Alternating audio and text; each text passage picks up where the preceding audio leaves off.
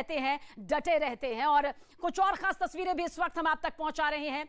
गृह मंत्री अमित शाह की ये तस्वीरें इस वक्त आपके सामने मौजूद है। देखिए, ध्वजारोहण के लिए, झंडारोहण के लिए इस वक्त जनप्रतिनिधि पहुंचे हुए हैं घर में।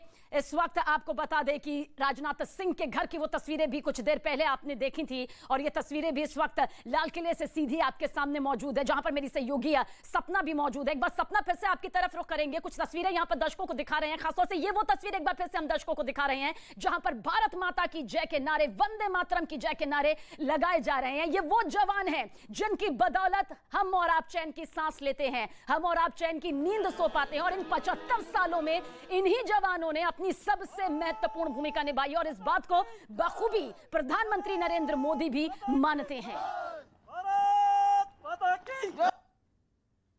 भारत माता की जय के नारे देखिए आज इस वक्त हिंदुस्तान के कोने कोने में गूंज रहे हैं, और जवानों के ये नारे तो और भी ज्यादा खास इसलिए हो जाते हैं क्योंकि आज पूरे देश में आजादी का वो जश्न मनाया जा रहा है जो कि बेहद खास और चार चांद लगाते हुए दिखाई देता है।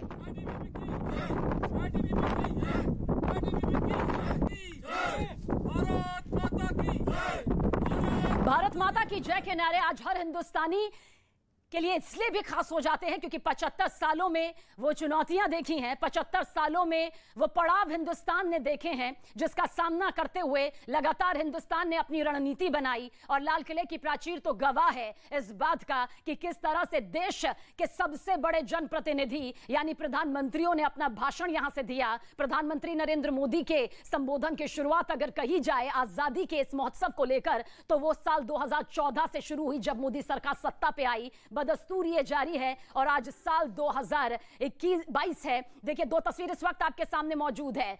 महात्मा गांधी जिन्हें अहिंसा का सबसे बड़ा पुजारी माना जाता है, स्वतंत्रता सेनानियों की बदौलत, उन क्रांतिकारियों की बदौलत हिंदुस्तान ने आजादी अगर हासिल की तो अहिंसा भी इसमें एक सबसे बड़ी भूमिका के तौर पर नजर आई, जहां अहिंसा की लौ जगाई राष्ट्रपिता महात्मा गांधी ने। और दिल्ली से ये सीधी तस्वीरें इस वक्त आपके सामने मौजूद है, जहां पर जब भी कोई महत्वपूर्ण आयोजन होता है, जब भी देश किसी महत्वपूर्ण पड़ाव पर होता है, जब भी देश आजादी का महोत्सव मनाता है तो जनप्रतिनिधि जरूर जाते हैं अहिंसा के सबसे बड़े पुजारी, सबसे बड़े आदर्श राष्ट्रपिता महात्मा गांधी की समाधि पर, जहां उन्हें पुष्प अर्पित करते हैं, जहां उन्हें नमन करते हैं, क्योंकि हर हिंदुस्तानी जानता है कि किस तरह से आजादी को पाने में एक सबसे बड़े योगदान के तौर पर अहिंसा की वो लौ जली।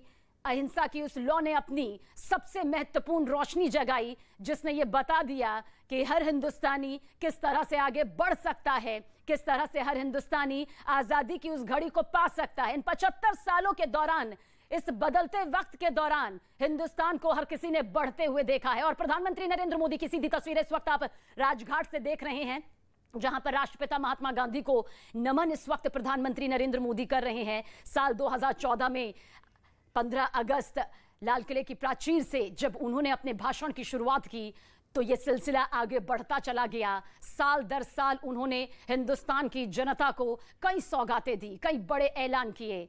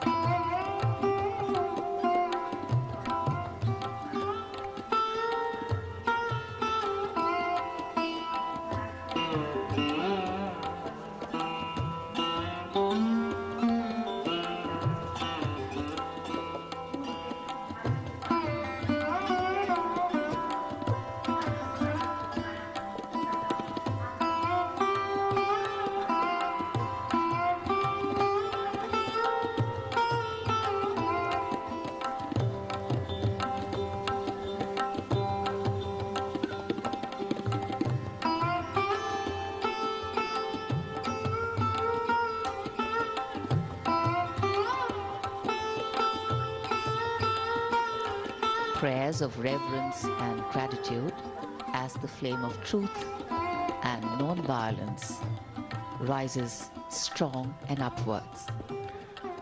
राष्ट्र का बापू को नमन। प्रधानमंत्री ने बापू की स्मृति को राष्ट्रपिता महात्मा गांधी को नमन करते हुए प्रधानमंत्री नरेंद्र मोदी की ये सीधी तस्वीरें इस वक्त आपने राजघाट से देखी, जहां पर प्रधानमंत्री नरेंद्र मोदी लाल किले की प्राचीर में जाने से पहले, आगे बढ़ने से पहले, देश की जनता को संबोधित करने से पहले अपना कर्तव्य निभाते हुए प्रधानमंत्री नरेंद्र मोदी बापू को श्रद्धांजलि यहां पर देते हुए नजर आए। राष्ट्रपिता महात्मा गांधी जिन्होंने आज़ादी की लड़ाई में अपनी सबसे महत्वपूर्ण भूमिका निभाई, जिन्होंने अंग्रेजों को घुटने टेकने के लिए मजबूर किया और ये बता दिया कि अहिंसा के रास्ते पर चलकर भी किस तरह से अपनी एक मजबूत साख बनाई जा सकती है, किस तरह से सही और गलत का अंतर यहां पर किया जा सकता है। और ये वो तस्वीरें इस वक्त आपके सामने, जब प्रधानमंत्री नरेंद्र मोदी राजघाट पहुंचे, राष्ट्रपिता महात्मा गांधी को उन्होंने नमन किया, श्रद्धांजलि वहां पर दी, फूल अर्पित यहां पर प्रधानमंत्री नरेंद्र मोदी ने यहां पर किया है। देखिए, प्रधानमंत्री नरेंद्र मोदी जिनका यह सफर साल 2014 से शुरू हुआ, जिन्होंने पूरे देश तक यह संदेश पहुंचाया कि किस तरह से स्किल इंडिया आगे करके बढ़ सकता है हिंदुस्तान, न सिर्फ नौकरी पाने वाला बल्कि नौकरी देने वाला यहां पर हिंदुस्तान को बनना होगा। इसी राह पर आज हिंदुस्तान आगे बढ़ भी रहा है।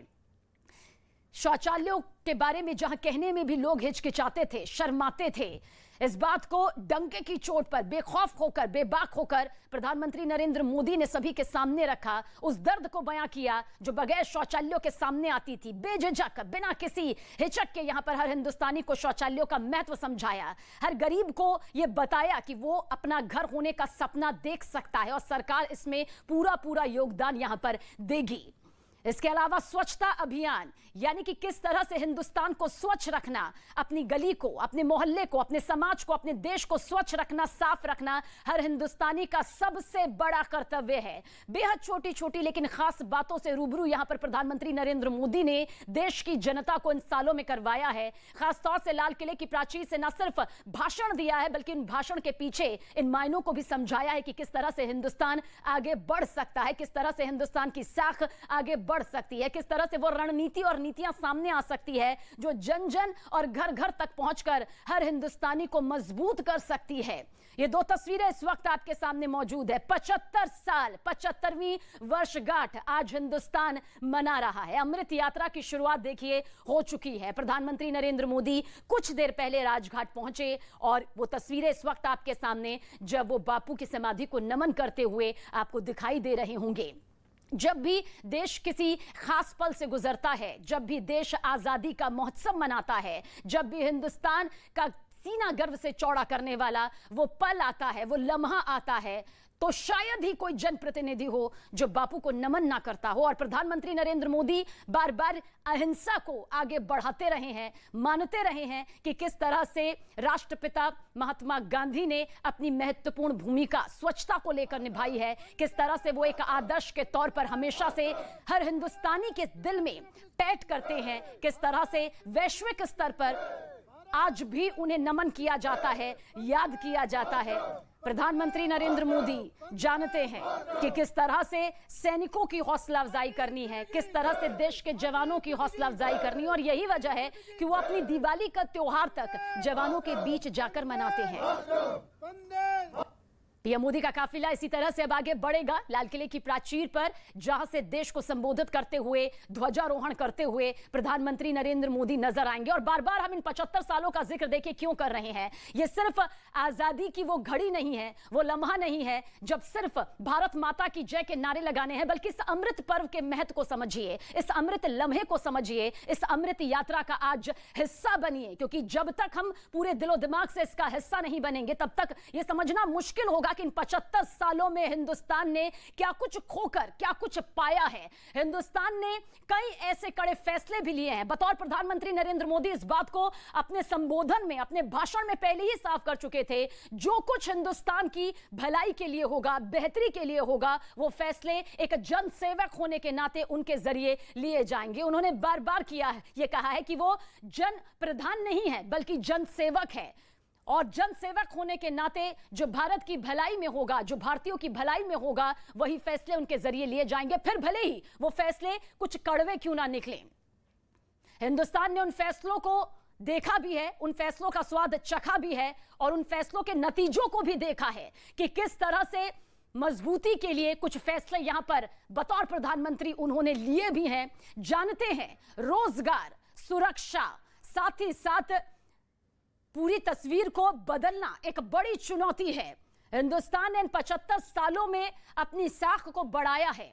आज अंतर्राष्ट्रीय स्तर पर हर एक शक्तिशाली देश यह मानता है कि हिंदुस्तान की राय क्या है। हिंदुस्तान उन तमाम मुद्दों को इस वक्त सुलझाता हुआ नजर आता है जो तमाम महाशक्तिशाली देशों के बीच में एक बड़ी खाई पैदा करते हैं। आप इसी से समझिए, इस तस्वीर से समझिए, क्योंकि लाल किले की प्राचीर से आज एक बार फिर से प्रधानमंत्री नरेंद्र मोदी हुंकार भरते हुए नजर आएंगे। आज प्रधानमंत्री नरेंद्र मोदी वो बड़े ऐलान भी करते हुए नजर आ सकते हैं जो हिंदुस्तान के हर भारतीय को मजबूती देती हुई नजर आएंगी, जो कि उनकी सेहत से, उनके स्वास्थ्य से, उनके रोजगार से, उनके आने वाले भविष्य से जुड़ती हुई नजर आएगी। ये वो तस्वीर है जो बताने के लिए काफी है कि आज हिंदुस्तान का तिरंगा किस तरह से लहरा रहा है। उस तिरंगे के मायने देखिए किस तरह से एक सबसे बड़ा तिरंगा भी आपको नजर आ रहा होगा। ह्यूमन चैन के जरिए, ह्यूमन फ्लैग के जरिए ये आपको देखिए केसरिया रंग जो बताता है कि किस तरह से ये हमारी साहस, हमारी ताकत का प्रतीक है। सफेद रंग जो बताता है कि हिंदुस्तान हमेशा से शांति की राह पर आगे बढ़ता रहा है, उसका पहला कदम हमेशा से